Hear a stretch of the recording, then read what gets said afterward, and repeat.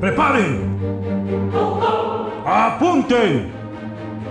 ¡Fuego!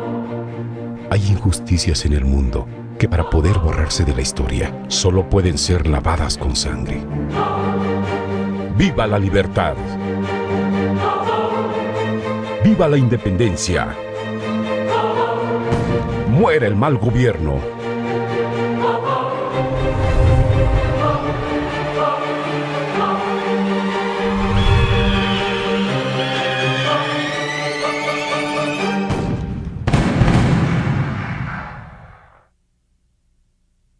Todo comenzó con un grito de aversión a los abusos, un alarido desesperado, presuroso, inevitable ante el descubrimiento del golpe de Estado el 16 de septiembre de 1810.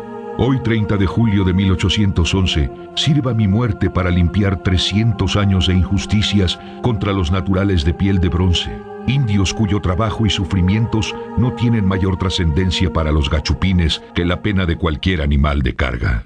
Yo soy el agitador,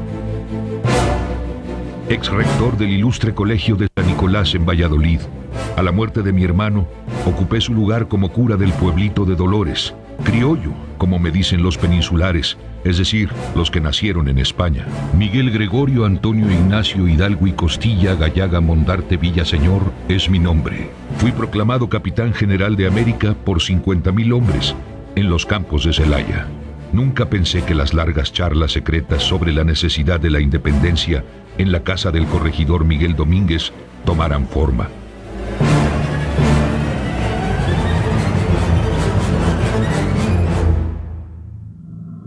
Disfrazábamos la conjura con el nombre de Academia Literaria y todos profesábamos las mismas opiniones.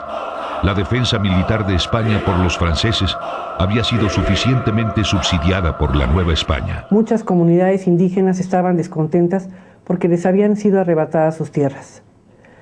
Además, había una gran presión fiscal sobre los grupos sociales en la Nueva España. Estaban agobiados de impuestos. Constantemente eran asaltadas o eran violentadas lo que se llamaban las cajas de comunidad. Esas cajas de comunidad eran pues unas cajas, ¿verdad?, en donde se guardaban pues ahorros que hacían las comunidades para sus celebraciones religiosas sobre todo. Pero muchas veces por estos préstamos forzosos que imponía la colonia, que además eran préstamos para los españoles peninsulares que vivían aquí, criollos, y para todos, sobre todo para financiar las guerras de España, que España tenía con otros países europeos. Entonces, estas exacciones que se les hacían a las cajas de comunidad sangraban la economía de las comunidades. Por la desmedida ambición española, muchos habitantes quedaron en bancarrota, incluido mi hermano menor, Manuel Hidalgo. La justicia era inalcanzable sin importar la casta. Cualquiera que iniciara un trámite legal tenía que comprar el famoso papel sellado, que era muy caro. En todos lados se hablaba de libertad, y nosotros seguíamos agachando la cabeza ante una corona arruinada. Napoleón Bonaparte, emperador francés, venció a Carlos IV e hizo deponer el trono a su hijo Fernando de Borbón para dejar a su hermano José Botella. No hay reino sin rey, ni rey sin corona. Y eso pasó no solo en México, sino en Argentina, en muchas otras regiones del continente, pues se formaron juntas para tratar de autonomizar a las respectivas regiones o virreinatos del poder de España mientras no estuviera en el trono el rey Borbón, que era el legítimo heredero de la corona, ¿no? Ellos no reconocían a José Bonaparte. El golpe de Estado se dio precisamente el 15 de septiembre de 1808. Hace 2 años, en 1808, el ayuntamiento capitalino de la Nueva España no pudo seguir manteniéndose al margen de la crisis del gobierno español y se propuso la creación de la Junta de México, un organismo de gobierno que se encargase de dirigir la administración pública durante la ausencia de Fernando VII, previendo una invasión de las fuerzas francesas de Joaquín Murat en la Nueva España. El plan fue apoyado. Aunque dubitativo, el virrey Iturrigaray accedió, pero la noticia llegó a los peninsulares. Los valientes fueron encarcelados de por vida, y la conjura disuelta, y todos callamos.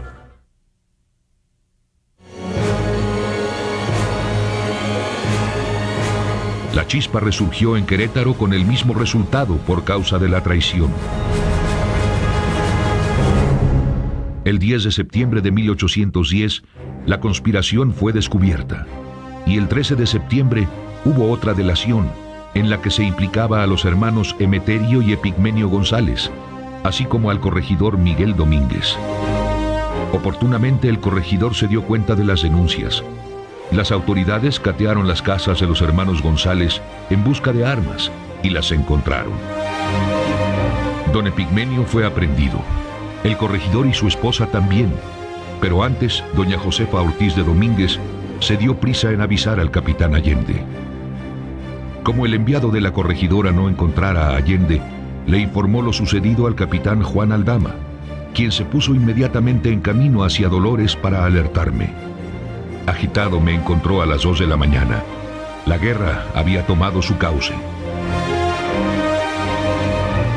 Pienso primero que fue un movimiento súbito y anárquico. O sea, yo creo que ni los mismos líderes de la guerra de independencia, como es Hidalgo, Allende, Aldama, Basolo, todos ellos se dieron cuenta de cómo iba a arrasar todo esto, de cómo iba a mover. Es un movimiento muy súbito, muy rápido, muy anárquico. Y aquí empiezan los problemas, porque mientras don Miguel Hidalgo, que era un gran filósofo, un pensador, un humanista, no tenía la formación militar, contrastaba totalmente con los militares que estaban dentro del movimiento, como es Allende, como es Aldama. Mientras Hidalgo llevaba a que la gente se enlistara con palos, con trinches, con lo que tuviera, Aldama y Allende querían que marcharan al 1, 2, que se formara un ejército como debería de ser, con soldados, pero no tenían, el soldado viene el término de sueldo, o sea, que se había formado en esta época, no era un ejército profesional. Lo que sí es que era un ejército muy motivado. Llamé a misa y desde el púlpito invité a la unión y a la rebeldía conjunta. Llegó el momento de nuestra emancipación. Ha sonado la hora de nuestra libertad. Y si conocéis su gran valor, me ayudaréis a defenderla. Le dije a criollos, mestizos y otras almas dedicadas a la minería, agricultura y los obrajes que acudieron al llamado. Y el eco de las voces llevó a la atrocidad.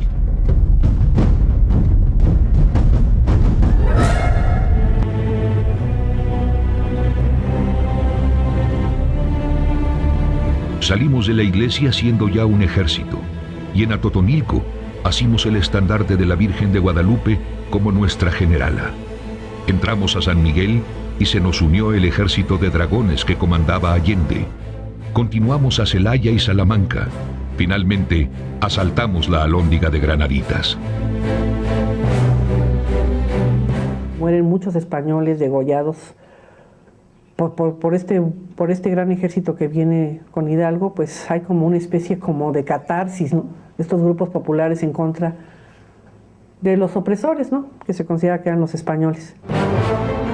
Dios sabe los horrores que se justifican en pos de una buena causa. Yo mismo castigué severamente tales excesos con la pena de muerte. Pero nada es suficiente para expiar tales agravios. La siguiente mira era la capital de la Nueva España. No sin antes dejar en claro que era la libertad y la justicia lo que defendía, no la barbarie.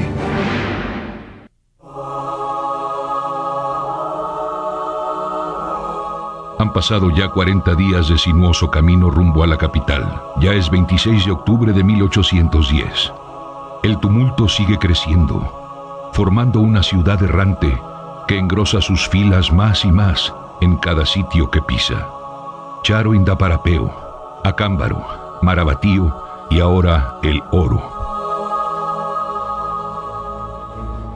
Apenas conocí a Ignacio López Rayón, abogado de 37 años, joven idealista quien publicó un manifiesto calificando la sublevación como justa, santa y religiosa.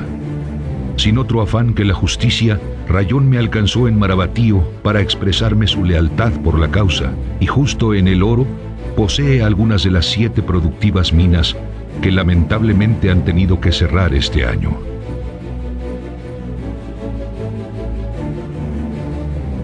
Pobres indios, Trabajaban más de 12 horas con el agua hasta las rodillas, a latigazos, en la oscuridad de las minas, sin derecho a una remuneración merecida.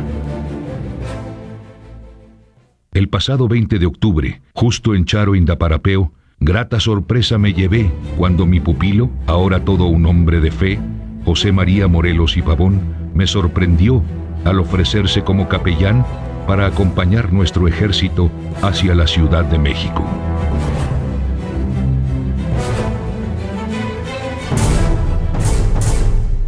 Padre, le dije, me parece que mejor ha de ser usted un general que un capellán. Y así lo nombré lugarteniente para levantar en armas la región del sur. Le encargué la toma del puerto de Acapulco. Después de ese encuentro, nunca más nos volvimos a ver. En las haciendas de Tultenango, Bazoco y La Jordana, y todos los suelos que pisamos, no hemos recibido más que apoyo y muestras de afecto.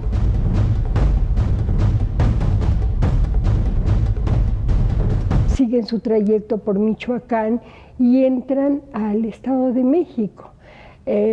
Ellos cruzan por Pateo, por Tepetongo, entran al municipio del Oro y llegan a la hacienda de La Jordana.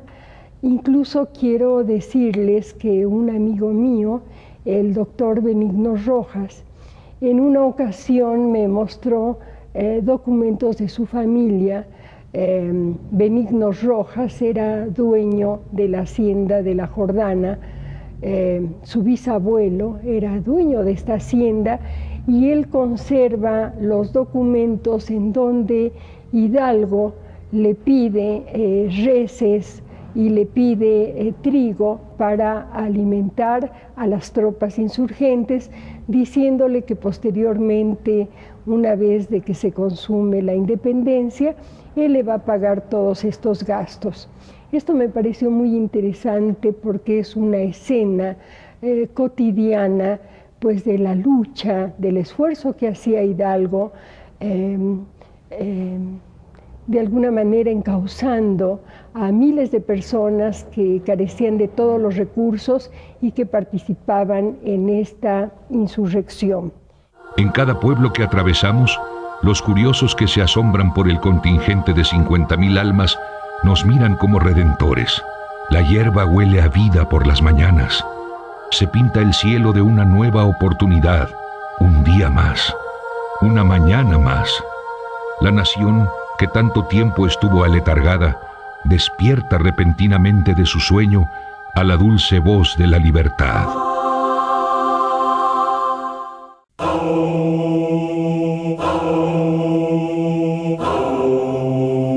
La mañana del 27 de octubre de 1810, arribamos a San Felipe del Progreso.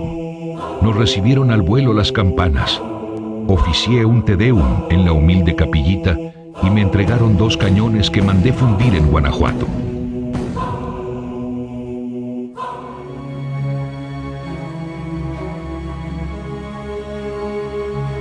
San Felipe del Obraje vio nacer al fiero Alberto Garduño, el Hércules insurgente que pelearía por la causa al mando de los hermanos Rayón.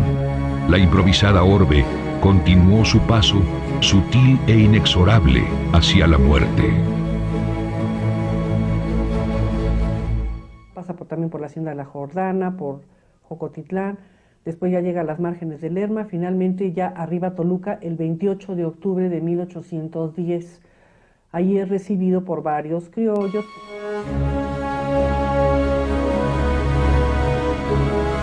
Morelos, por su parte, no perdió tiempo en encender la llama de la insurgencia. Después de nuestra charla, en tan solo una semana, logró reunir 3,000 hombres, y el 25 de octubre de 1810 inició la primera de sus 5 campañas.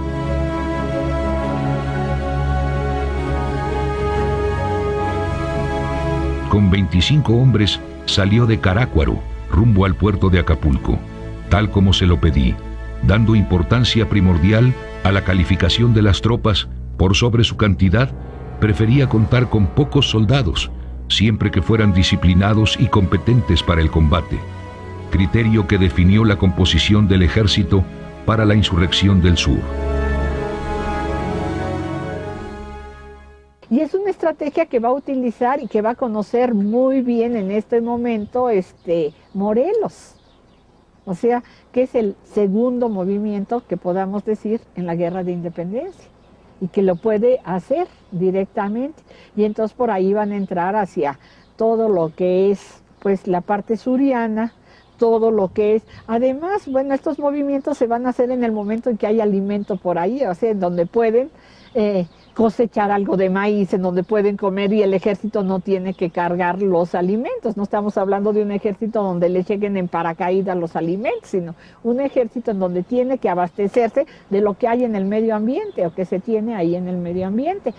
Fue otro el movimiento completamente y ahí vamos a tener pues, las batallas que van a llegar a Villaguerrero, a lo que hoy conocemos como Villaguerrero, a la parte esta de Iztapan de la Sala, Tonatico, a la parte esta de Minas, de Sultepec. O sea, va a venir de todo esto porque va a ser la parte que conocía la Intendencia entonces de México, que conocía Morelos y que sabía cómo hacerlo. Porque si ustedes recuerdan toda esta parte del actual estado de Guerrero, que es a donde se va a mover Morelos con mucha... ahora sí como pez en el agua, pues era la parte que pertenecía a la Intendencia de México en estos años. Morelos escribió alguna vez: cierto que pueblos enteros me siguen a la lucha por la independencia, pero les impido, diciendo que es más poderosa su ayuda, labrando la tierra para darnos el pan a los que luchamos.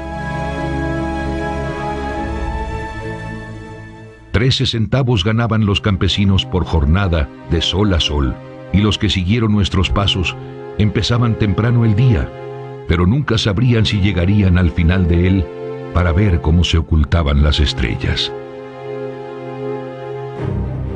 Todos sabíamos que podíamos partir, pero no si tendríamos regreso. Sin importar lo mucho que dejáramos atrás, era la idea constante de todos al mismo tiempo, entre el bullicio de los caballos y los niños, a cada paso, acompañada de vez en cuando por un melancólico silencio.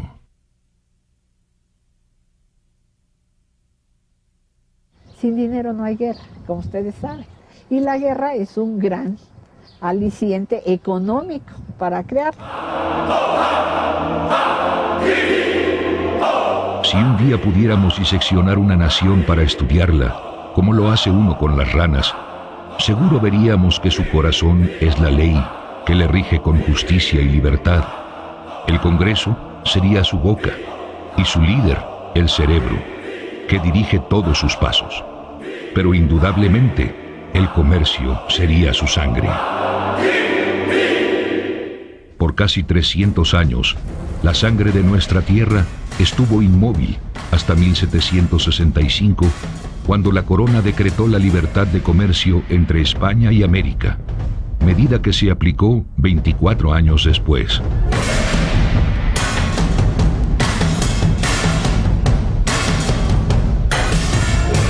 La apertura productiva triplicó en pocos años los ingresos fiscales obtenidos a través del comercio y multiplicó casi por 7 la actividad mercantil. La Nueva España era uno de los países más ricos del orbe mundial, pero no era así, pues casi toda la riqueza pasaba a llenar las arcas del tesoro español. Por eso los extranjeros que visitaban nuestras tierras decían que la nuestra era una nación de mucha riqueza y máxima pobreza, o bien que el nuestro era el país de la desigualdad.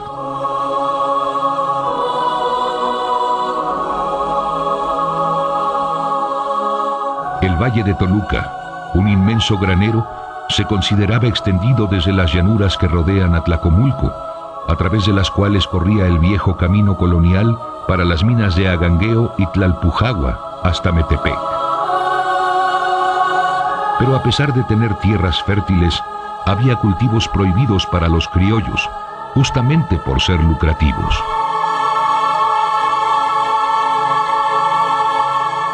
Estaba el clamor por la libertad de comercio, es decir, España implantó el monopolio en las colonias y no podía, por ejemplo, Nueva España comerciar con Perú, o con Venezuela, o en fin, ¿no?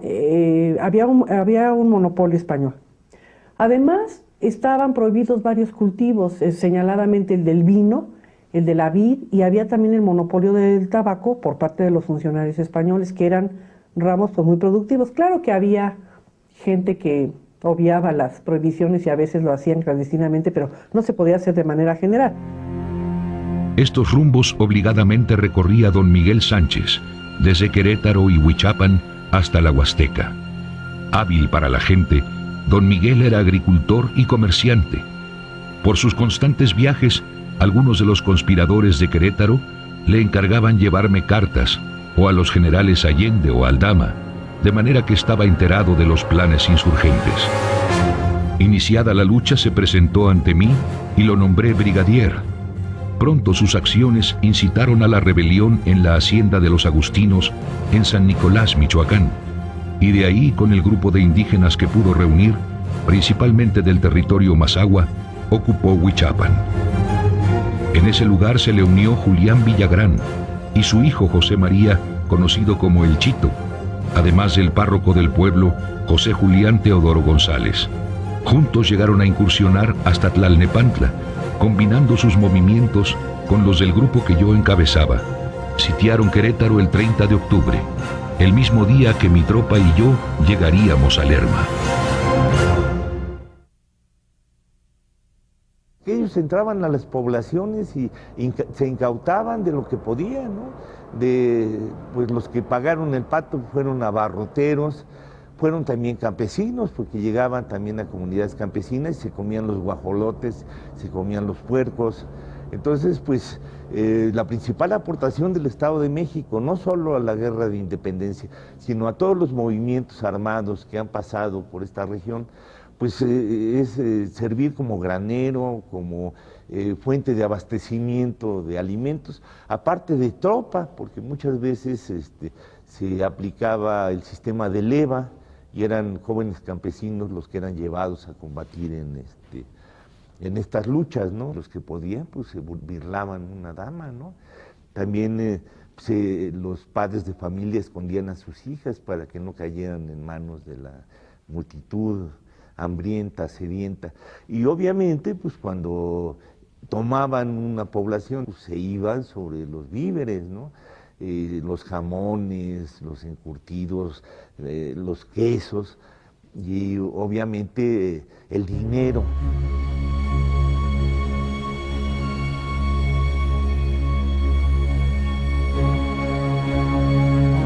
Mansos y humildes como la tierra morena que labran diariamente, los indígenas mazahuas vivían en caseríos dispersos, en lo que ahora son los municipios de Atlacomulco, Temascalcingo, El Oro, Jocotitlán, Jiquipilco, Ixtlahuaca y San Felipe del Progreso. En contraste con sus campos lucrativos, fue una región muy pobre, donde a pesar de lo mucho que trabajaran, solo podían aspirar a siervos de las haciendas como La Jordana, Basoco o Tixmandene. Los mazahuas eran apacibles fieras. Si se les provocaba, reaccionaban con violencia, siempre que unidos pudieran rechazar el ataque o castigar al que los maltratara. Y ya estaban hartos de humillaciones. Ellos fueron mis aliados. Temerosa llegó la comitiva poniéndose a mi disposición y celebramos en grande en San Felipe del Obraje, y al poco llegó un muchacho jadeando. Me dijo: «Padre, por ahí de lejos se ve harto polvo y caballos y soldados. Dice mi tata que son 34 infantes de donde se acantonó el teniente coronel de los realistas, Agustín de Iturbide, para hacerles frente».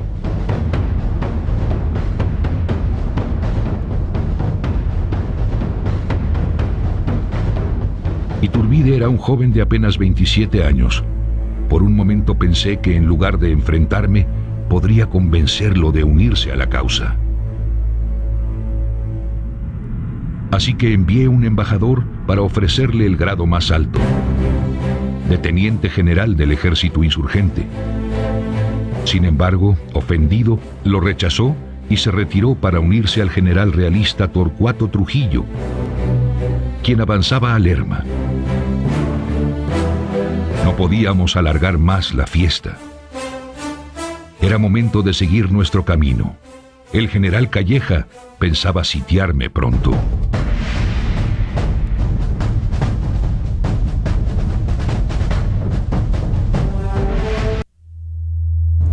Con los vientos de otoño se levantan polvaredas humanas.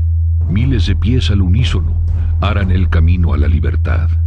Desde San Felipe del Obraje, hoy 27 de octubre de 1810, esos pies se asoman por Ixtlahuaca decididos, descalzos y llagados. Aunque mucha gente no sabía leer, en la plaza principal se encontraba publicado el edicto de excomunión contra mí y mis seguidores, además de la advertencia de una multa de 500 pesos al que lo quitase y rasgase, decretando el mismo castigo contra todos los que aprobaran la insurgencia, la proclamaran o tuvieran trato epistolar conmigo, nos ayudaran a propagar ideas revolucionarias o no nos denunciasen.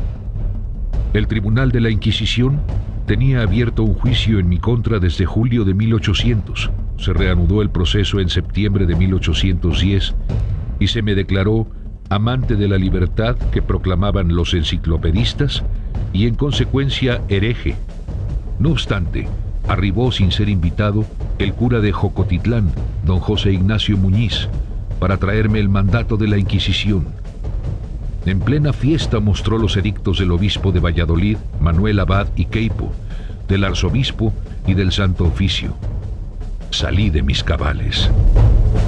Él llega a Ixtlahuaca, es recibido por el cura Agustín Mateos y se le recibe con toda la pompa, se le recibe con una cruz, con cirios, y su estancia en Ixtlahuaca es muy interesante. Hidalgo toma los edictos, los rompe, los destroza y pues en Ixtlahuaca se da un Te Deum y también se expone al Santísimo, pero es muy significativo porque él prácticamente desconoce a las autoridades eclesiásticas y pues se queda ahí esa noche del 27 de octubre, se queda en Ixtlahuaca, en el curato, y a la mañana siguiente, muy temprano, se dirige de Ixtlahuaca a la ciudad de Toluca. No habrá inquisidor, ni arzobispo, ni virrey, ni rey, ni santo gachupín, les dije a mis partidarios. Me mantuve firme y anuncié que el día 2 de noviembre estaría en México. Embravecidos nuevamente y confiados en mis palabras, pasamos una noche en calma. Pero en el fondo, yo sabía que la guerra se había desatado incluso en el cielo. Llama la atención que la Virgen de Guadalupe, que es la gran coronela de esta guerra de independencia, también otra Virgen de Guadalupe en España fue la gran coronela dentro del ejército español y de los reyes católicos para la conquista de Granada. Pero esto va a hacer que todos los indígenas, sobre todo de los pueblos aledaños a esta zona del Monte de las Cruces, se unan. Bandera contra bandera y altar contra altar. Los gachupines también tenían apoyo celestial, la Virgen de los Remedios, cuyo origen viene de los tiempos de la conquista, era considerada como la protectora especial de los españoles. Receloso, el virrey Javier Venegas de que nos apoderásemos de esta sagrada imagen también, la hizo trasladar a la catedral y la declaró generala de las tropas del reino de Fernando VII. El ejemplo de la capital fue seguido por las ciudades y pueblos de las provincias y el virrey quiso también trasladar a México la imagen de Guadalupe, pero no se verificó por la resistencia del cabildo de la colegiata. Deberíamos de tener también una tumba especial para enterrar el alma, no solo el cuerpo. Vale la pena que los sentimientos también tengan epílogo, uno por uno. Si bien duele perder la vida, duele también la vida misma. No sé qué habría hecho si en lugar de estar en Toluca ese 28 de octubre, yo hubiera presenciado los destrozos que el general Calleja causó en mi casa en Dolores el mismo día.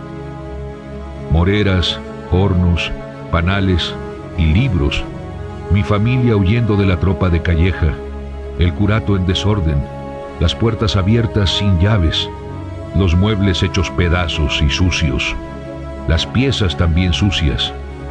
No pude menos sino derramar lágrimas de sentimiento al saber de tal arbitrariedad. Para ser un ejército improvisado, se distinguieron todos por su notable comportamiento. No hubo saqueos. Al entrar a Toluca, Fray José de Lugo, el padre Pedro Orcillés y una distinguida comitiva de nuevos insurgentes me dieron la bienvenida. Se le da la bienvenida en el templo de San Francisco. Este templo se encontraba en donde actualmente se levanta la catedral de Toluca, y se le recibe a Hidalgo por un grupo de criollos, y pues era muy numerosa la población en Toluca que buscaba la insurgencia. José Mariano Olaes lo invita a su casa, en donde se encuentra instalado en la actualidad el Museo José María Velasco, y pues ahí está Hidalgo, ahí pasa la noche, y a la mañana siguiente, muy temprano, el 29 de octubre, sale con aproximadamente más de 80,000 personas con dirección a la capital de la Nueva España. El camino era muy largo, pero solo hubo tiempo de descansar 3 horas en la casa de don José María Olaes. Nos reunimos don Cristóbal Cruz, los tenientes generales. A esa reunión Aldama no asistió porque estaba en Temoaya con otro grupo. Así, acordamos que el teniente Mariano Jiménez avanzara a las 9 de la mañana del día siguiente con 20,000 hombres para sostener escaramuzas contra el general Torcuato Trujillo, quien había acampado en Lerma. El teniente general Valleza permaneció en Toluca con los prisioneros. Un año más tarde, Toluca sería escenario de una cruenta batalla. El 17 de octubre de 1811, cuando don José María Oviedo, a las órdenes de Morelos y Pavón,